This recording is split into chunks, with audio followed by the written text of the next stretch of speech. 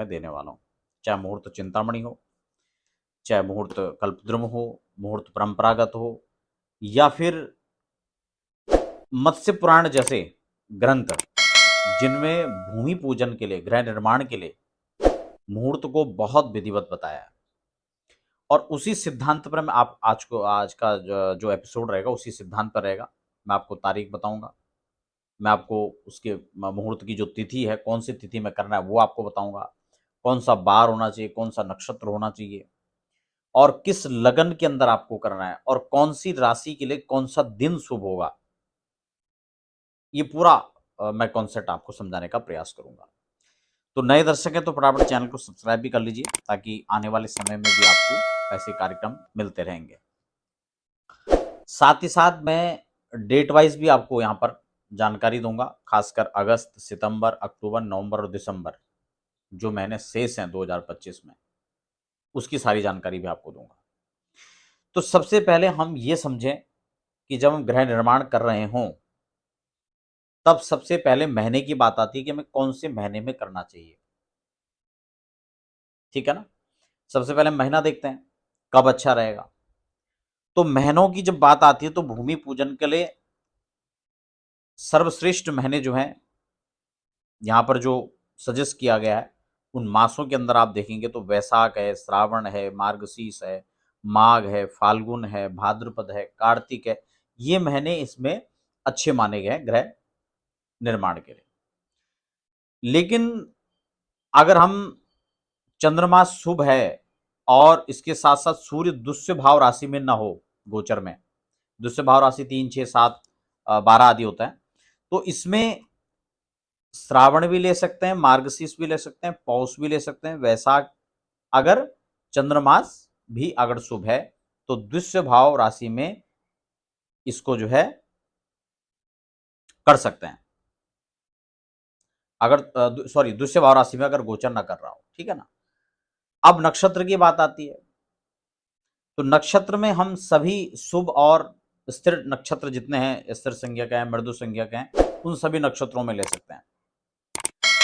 इसके साथ जो तिथि है उसमें मूल रूप से रिक्ता तिथि वर्जित है, जैसे कि आपका चतुर्थी है, नवमी है, अमावस्या है, इस तरह की जो तिथियां हैं उनको वर्जित माना गया है। ठीक है ना। उस दिन आपको विशेष संयोग बस इन चीजों को त्यागना चाहिए, और क्षयत तिथि जो होते हैं उनको भी अगर संभव है तो त्याग देना चाहिए। इसके अलावा भूमि रजस्वला नहीं होनी चाहिए, भू रजस्वला जिसको कहते हैं, और किस दिशा में पूजन करना है उसको खासकर ध्यान में रखना है, वो मैं आपको समझा दूंगा। इस सूर्य राशि के हिसाब से इसको देखा जाता है कि कौन सी राशि पूजन करना है और न्यू में क्या क्या रखना है। हालांकि इसके लिए तो मैं विस्तार से कार्यक्रम पहले बना चुका हूं, उसको भी आप देख सकते हैं। तो ये चीजें यहां पर आपको देखनी है। बार के अंदर अगर देखें तो क्रूर वारों को छोड़ दें। मंगलवार के दिन तो खैर भूमि खोदता ही नहीं है, तो भूमि पूजन भी नहीं होगा, स्वाभाविक है। लेकिन जो शुभ वार हैं, खासकर सोमवार है, गुरुवार है, शुक्रवार है, बुधवार है, इनमें आप जो है भूमि पूजन करें तो ज़्यादा अच्छा है। अब इसमें कई बार अच्छे मुहूर्त हैं तो शनिवार को भी उसमें अलाउ कर दिया जाता है, तो ये भी आपको देखना होगा। कई ये नहीं कि केवल हमें एक सिद्धांत पकड़ ले कि इस बार को नहीं करना, सारे मुहूर्त उस दिन अच्छे हैं, आपकी राशि से भी अच्छा है, लेकिन आपने शनिवार के हिसाब से छोड़ दिया। ठीक है ना। तो इसमें परसेंटेज देखा जाता है कि मुहूर्त की जो परिकल्पना जिस प्रकार से की गई है, मुहूर्त के जो मूलभूत सिद्धांत हैं उसमें आपका मुहूर्त कहां तक फिट बैठ रहा है। ठीक है ना। तो उसको आपको देखना है। अब इसमें शुभ लगन सबसे पहले, क्योंकि सबसे महत्वपूर्ण चीज है उस दिन का लगन। और लगन साधन का मतलब है कि लगन के बारे में कहा गया सर्वे दोषा विनिश्यन्ति लग्न शुद्धि यदा भवेत्। अगर लगन का शुद्धि है, लगन साधन किया हुआ है, तो कई दोष उसमें जो है समाप्त हो जाते हैं। जैसे कि अभी मैं नक्षत्र को लेके या वार को लेके बात कर रहा था। ठीक है ना। इसीलिए मैंने उस पर डिटेल में सारे आपको नहीं बताया कि एक एक करके कौन कौन से, क्योंकि उसमें ये सिद्धांत लागू हो जाता है तो वो चीज वहां पे गौण हो जाती है, फिर उसकी प्रायोरिटी नहीं रहती। कई बार आपको लगा कि नहीं ये शनिवार है, और शनिवार को तो मुहूर्त दे दिया, पंचांग में भी दिया हुआ है, वैसे भी मुहूर्त बन रहा है, तो अगर वो मुहूर्त शुभ है तो आपको फिर शनिवार नहीं देखना है। पता लगे बार तो सोमवार है, आपने बार का तो अच्छा चयन कर लिया, लेकिन आपकी राशि से प्रतिकूल चंद्रमा है, तो फिर तो उसका कोई मतलब ही नहीं रहा। या आपने गलत लगन में कर दिया तो भी उस बार का कोई अच्छे होने का कोई मतलब नहीं बनता है। इसीलिए इन चीजों को मूलभूत रूप से तैयार आपको ध्यान में रखना है। और गोचर के चंद्रमा, क्योंकि राशि से जो गोचर का चंद्रमा है अगर वो 4, 8, 12 है तो वो भी नहीं होना चाहिए। ये आपके कार्य में लॉस, आपने देखा हो कई बार मकान तो शुरू हो जाते हैं लेकिन सालों साल तक मकान ही नहीं बन रहा है, काम ही पूरा नहीं होता, ठेकेदार बीच में पैसे लेके भाग गया, ठेकेदार बदलना पड़ गया, इंजीनियर, तो ये कई सारी समस्याएं फेस करनी पड़ती हैं। तो ये आपको ध्यान में रखना है कि केवल वार से या नक्षत्र से हमें मुहूर्त नहीं निकालना है। मुहूर्त का जो पूरा सिद्धांत है उसको हमें समझना पड़ेगा, ठीक है ना। तिथि में मैंने खासकर बता दिया, इसीलिए मैंने वो सारी तिथि मेंशन नहीं करी कि किसमें करना है, मैंने किसमें नहीं करना है उसको आप देख लो, ठीक है ना। तो रिक्ता तिथि और अमावस्या पूर्णिमा को कर सकते हैं, संक्रांति को भी कर सकते हैं, ठीक है ना। यहाँ पर क्लियर कर देता हूँ। अच्छा, कई बार जो है ना ये पंचक को लेके बड़ा भ्रम रहता है, तो क्योंकि उत्तरा भाद्रपद है, रेवती है, ये पंचक के नक्षत्र हैं।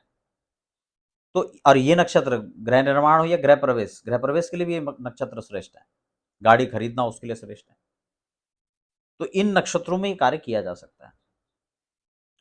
तो ये मुख्य जो सिद्धांत है गृह निर्माण के मुहूर्त के लिए वो यहां पर है। अब मैं आपको कौन से दिशा में करना है थोड़ा वो भी आपको समझा देता हूं ताकि वो भी आप एक बार क्लियर हो जाए। भूमि पूजन, जब सूर्य अलग अलग राशियों में, आपने देखा होगा मेष, वृष, मिथुन, ऐसे जिन राशियों में सूर्य परिभ्रमण करते हैं उस हिसाब से आपको देखना, अगर सूर्य आपका वृष राशि और मिथुन और कर्क राशि में हो, इसको आप नोट भी कर सकते हैं, एक चार्ट बना लो चाहे आप इसका। वृष, मिथुन और कर्क राशि में अगर सूर्य हो तो आपको नैऋत्य कोण में आपको जो है भूमि खुदाई करनी है और नैऋत्य कोण से आपको पूजन करना है, यानी गृह निर्माण करना है। और अगर सिंह राशि में, कन्या राशि में और तुला राशि में सूर्य होंगे तो आपको आग्नेय में करना है, ठीक है। नैऋत्य से आप घूम जाइए, नैऋत्य से आग्नेय में आ जाइए, पूर्व और दक्षिण के बीच में।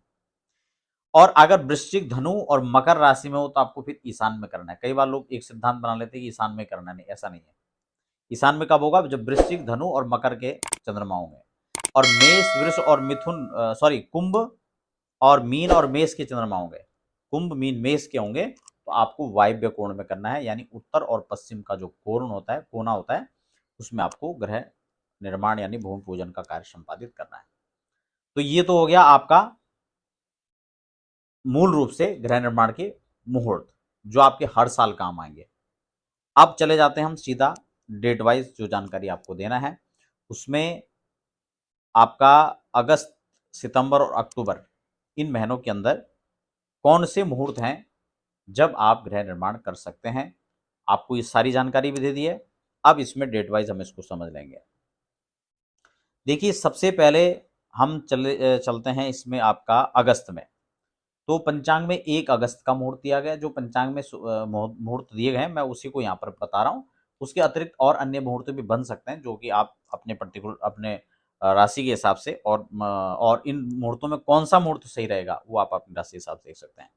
1 अगस्त, 6 अगस्त, 9 अगस्त और 11 अगस्त, 20 अगस्त, 18 अगस्त, 25 अगस्त, 28 अगस्त, ये यहाँ पर जो है मुहूर्त दिया गया है अगस्त के महीने। सितंबर के महीने में यहाँ पर मुहूर्त जो है एक दिया गया है 1 सितंबर को, उसके बाद मुहूर्त नहीं है क्योंकि श्राद्ध आदि हो जाएंगे ना। फिर सीधा अक्टूबर में चलते हैं तो यहाँ पर हाँ, ये 23 अक्टूबर, 22 अक्टूबर, 23 अक्टूबर, फिर 24 अक्टूबर, 30 अक्टूबर, ये अक्टूबर में दिया गया है। नवंबर में 3 नवंबर, 7 नवंबर, 8 नवंबर, 26 नवंबर, 28 नवंबर, 29 नवंबर, ये जो है नवंबर 2025 है। और उसके बाद जो है दिसंबर का देखिए तो 4 और 5 दिसंबर को यहाँ पर दिया गया, फिर उसके बाद खरमास भी प्रारंभ हो जाता है। तो ये नए निर्माण अगर आप कर रहे हैं तो आपके लिए ये जानकारी महत्वपूर्ण है। फिलहाल बने रहें और व्यक्तिगत जानकारी के लिए आप हमारी वेबसाइट पर लॉगिन कर सकते हैं या फिर व्हाट्सएप पर जाकर कॉन्टैक्ट कर सकते हैं। फिलहाल बने रहें, हमें दीजिए इजाज़त।